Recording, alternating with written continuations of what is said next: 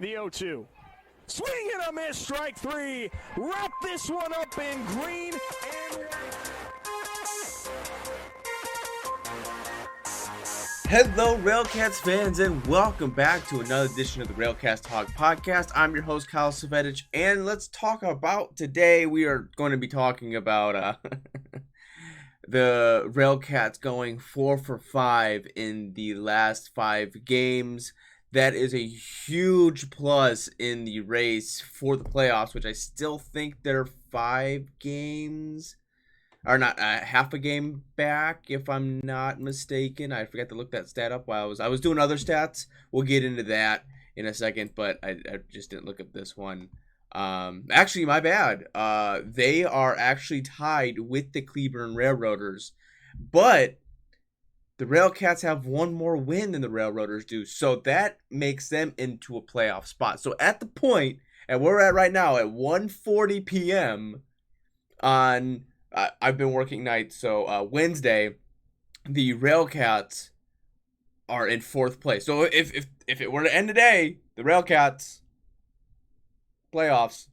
But I think going 4 for 5 in wins in the last 5 games, obviously, and to take. I think they split the series 1, 2, 3. Yeah, they split the series with Cleburne, so that's a positive. And then having the two wins against Lincoln Salt Dogs already is a positive, and Cleburne not really winning anything is always a positive for the RailCats, especially in that aspect of it. And what I gotta say, in these last handful of games, not since like Thursday the 28th, which was like the 3rd game into the Cleburne Railroader series, did the starting pitching. They gave up more than 6 runs except that one game. I mean, it's unreal. The pitching, I don't know what happened. I don't know if it's the Cleburne or what's going on in the first game against the Salt Dogs. I don't know what's going on there. But then they kind of redeemed themselves. And if it wasn't for the miscue from Lingua in yesterday's game, I think it was like in the 8th. I think the RailCats would have shut them out. But errors happen, stuff happens. But let's just kind of get into a little bit of the 4 out of 5 here. And then I'll talk about the big, triple play that happened, which was probably one of the best triple plays I've ever seen anyone turn. So let's go ahead and let's look at this. So they went 4 for 5. They were outscoring opponents 48-39, which is kind of crazy to think. It's crazy to think about that they went 48-39. They scored 48 runs and gave up 39 runs. That's a lot of runs. That's just a lot of runs in 5 games. You are 2 away from scoring 50, which is absolutely unreal. But let's go ahead. So I did do a little research. I went back the 5 games. I have all of the batting stats. I don't have any pitching stats because that's kind of hard. I would have to decipher and really cycle through, and I don't really think we want to look at that one aspect of it. But let's go ahead and let's look at everyone that took a plate appearance. And I have their batting average. I have their what they went, how many RBIs and how many runs. I didn't get walks, strikeouts, all that kind of stuff. If you want to do all that research on your own, you go to Point Streak. But so on and so forth. So we'll start off with Walraven. He went 6 for 19, which is a .315 batting average. He had 4 RBIs and 9 runs. Woodworth went 10 for 21, which is a .476 batting average, 7 RBIs and 7 runs. Lingua went 4 for 18, which was a .222 batting average for 2 RBIs and 4 runs. Mariaga went 7 for 22, which is a .318 batting average and 6 RBIs and 5 runs. Nova went 8 for 19, which is a 421 batting average, 6 RBIs, 6 runs. Castillo went 5 for 21, which was a 238, 4 RBIs, 5 runs. Graves went 6 for 16, which was a 375 batting average. That is 6 RBIs, 2 runs. Burgess went 0 for 2 with 1 run. Greeley went 1 for 16. Or not 1 for he went 2 for 12 at a 166. And 1 RBI and 1 run. Scanlon went 7 for 21, which was a 333, 5 runs. Jackson Smith went 2 for 7 to 285, 4 RBIs, and the 1 run, which came on that home run or that grand slam that happened in the 17-12 win over the over the Lincoln Salt Dogs. I've been saying Cleburne because like feels like that's all I've been saying in the past handful of content or podcast is because of that reason there. And then that beautiful triple play. So realistically, let's just kind of look at that game real quick. So when we look here, the that top of the 10th there, Jackson Smith hits the grand slam, which puts them up.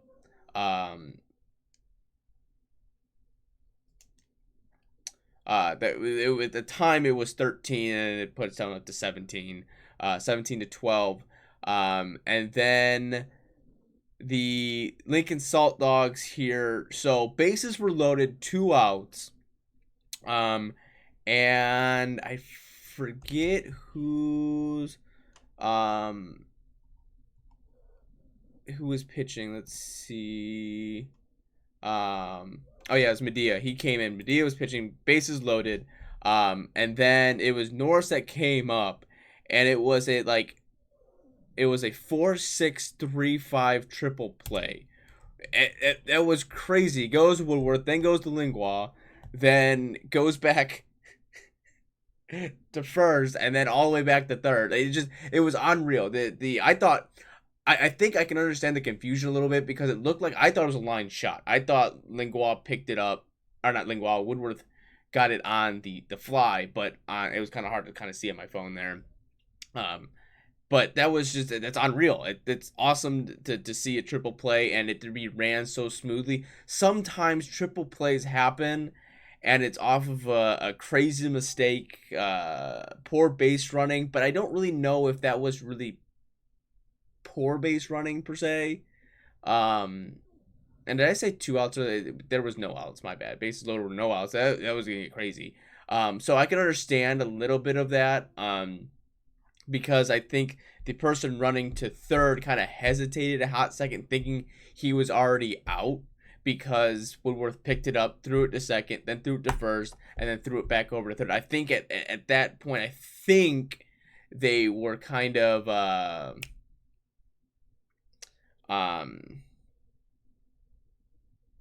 kind of confused. I think that's confusion. You know, sometimes triple plays happen like that. It's very rare you get like a really smooth one where like it's lined to third, and he touches third, goes to second, goes to first. You rarely get those, but even on that aspect of it, it was still outrageously good how it all kind of executed together for the RailCats. So you know, where the RailCats are, and especially in the last night's game, or yesterday's afternoon's game, I think Heidenfelder came back and he pitched very well.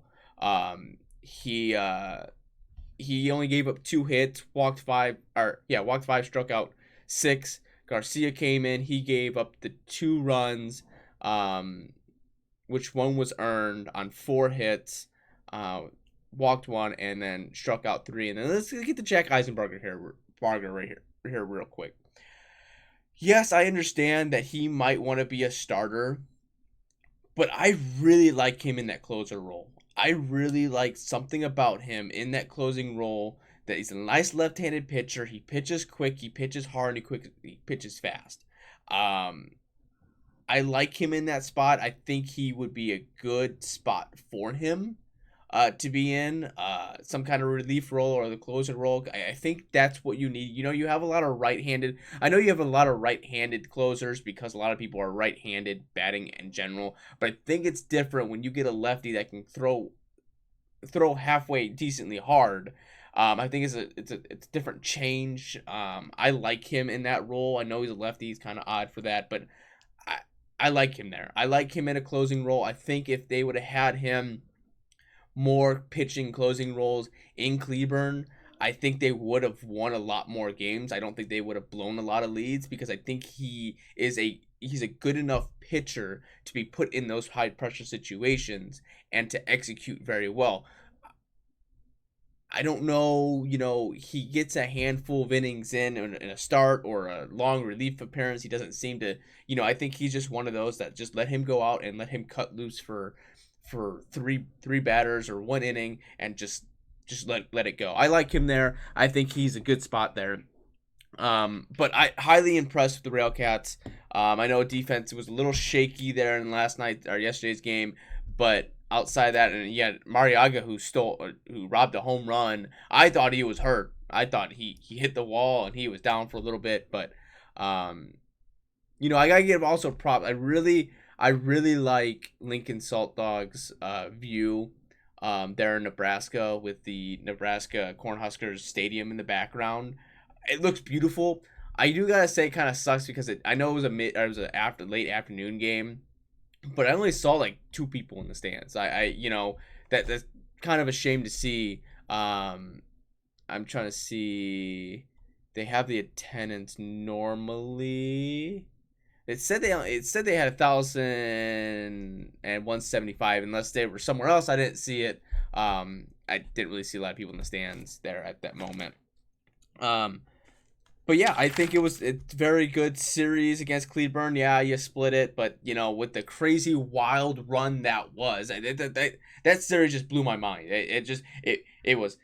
I was happy. I was sad. I was pissed off. I thought I was gonna have heart palpitations. I don't know what was going on in that series, but I'm glad they didn't really lose or gain any ground in that. Yeah, you want them to gain ground, but then they gained the ground in the two games against Lincoln.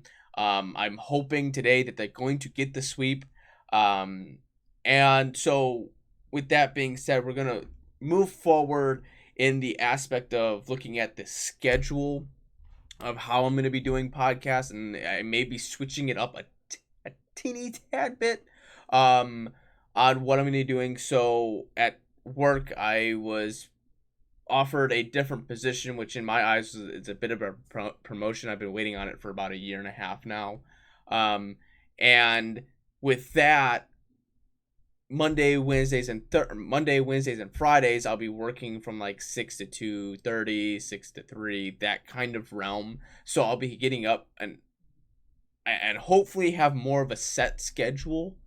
With this job, it's more of a morning than it is night, but I have to get through inventories and a couple of shifts that were closing shifts just because this change just all of a sudden kind of happened. So I will probably have a podcast tonight, not 100% positive. But then Friday, I'm supposed to close, but I'm hoping that they could switch to me being that 6 to 2 shift or 6 to 2:30 shift, because I really want to go to a RailCats game again, and it would be a perfect time for me to go because my fiance will be in Chicago with her bachelorette party. I would be able to love to go to that game. And Saturday I close, but I may tell my manager, because I ended up working 6 days, if I could just take that Saturday off, and go to two games. In that aspect, she'll be gone on her bachelorette party again, like I said. And then the next round of inventories kick off for me. So it's gonna be a weird time, but I may be doing something along the lines of, majority of the time that I would, after the game, do a podcast, edit it, and then download it, and then upload it. And that's like a 2-hour process. I do a half hour for the podcast.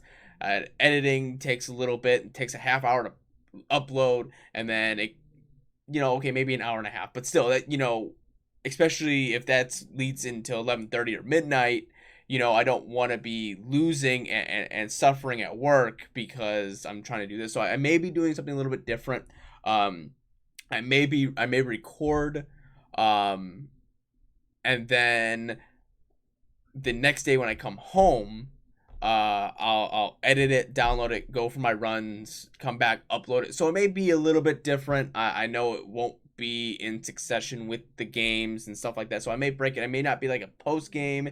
I may do I want to put as many podcasts out there, so I don't want to say I'll just do it in a series succession where I'm like, oh, they played 4 games and this is what happened in the 4 games. I'd like to do the after the game after effects because I think it's more entertaining that way. It's fresh on the mind. In this aspect, I've been gone. I haven't watched really any of the games. It's kind of hard for me to comment on it, but I can look at the stats for you and tell you what happened in that aspect of it. But I think it's better to have the initial reaction to the game, and have it maybe a little bit later than me doing a series and then be like, yeah, this is what happened, blah blah, this and that. So that's probably the plan going forward, and I'm hoping to have a lot more podcasts now because of that, because I won't be having these weird closing shifts. But like I said, there's a couple day, I think there's a week where I'm doing the truck and then I have to close, doing the truck, then I have to close. So it'll be a little bit odd there in some of those days that I do that. But yeah, looking forward to this change. It should be fun, should be entertaining. I'll be able to get to do a lot more things that I normally haven't been doing. Maybe get to go a little bit more RailCats games. I don't know on that aspect of it. But still, my weekends may start to open up. I might get a little bit more breathing room and get to do things that I haven't done before. So yeah, we'll see how that goes. But good job for the RailCats. They are now tied with fourth, but technically above because they have the 1 win. And then especially I big shout out to Woodworth because he has been that he had himself a heck of a 4 games altogether, realistically scoring 14 runs. I know he probably had all but 14 runs and batting a 476, and playing really good defense. So big shout out to him. I guess you could go also with Nova as well. I mean, he had 12 runs or 12 total runs kind of score. I mean, he had 6 RBIs and 6 runs and batting a 421 on that aspect of it. So good job on those gentlemen there, keeping up the good work. I think the offense is starting to kick off a little bit, and this is kind of where probably Lamar Rogers wanted the team earlier. Now the pitching has to kind of follow suit, and if that happens, it's going to be a good end of the season here and maybe a good playoff push. But Salt Dogs tonight. Yeah, Salt Dogs tonight. It's at the Salt Dog Stadium there. Haymarket Park. If you don't go to the game much, probably not a lot of us are going to be able to go to the game since it's that far out. You can watch it on American Association TV. I know it's a subscription. They actually had the audio for the RailCats working this time. Every time I've been watching on the American Association, they have the RailCats podcast or the RailCats audio on there. It's either been really high pitched and like diluted, or there's no audio at all. So good job on that for them kind of maybe fixing that one. Or you can always listen on Mixlr. It's a free app. You can just download it. Just make an account, find the RailCats, and you can listen to Ryan Zimmerman there all year. Yeah, it's the radio, but sometimes radio is fun, and Ryan does a very good job on that aspect. I think Ryan does a very good job. He's been fun to listen to. He gives you the inside the game. He kind of breaks it down for you a little bit better than just kind of watching it yourself. So, but be sure to do all that good stuff. I hope you enjoy the rest of your day, rest of your evening, whenever you're listening to this, and go Cats.